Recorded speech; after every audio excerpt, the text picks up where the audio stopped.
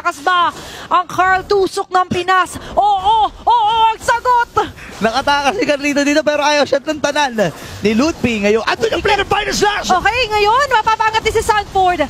He's doing the best that he can para ma-delay ang gustong gawin ng Onyx ID. Pero hindi magiging successful ang kanyang pagdadelay doon. Pero Carl TZ and Sanji, the only man's left. Mabubuhay na rin naman dito sila Ohe, pati sila JP. Kakayaanin pa rin nila. Napigilan dito ang Onyx ID. Tatama yung Spirit Destruction. Dalawa manadali. Sans now! Pati si Kiboy, tatamay na rin dito na TLPH. Dalawa ang tumba. Okay, pwede pa mag-rundown dito ang Team Liquid Philippines. Si Lutfi ay kakapit. At ang Onyx Indonesia, though sila yung lamang in terms of gold, nararamdaman na rin yung damage si Oheb.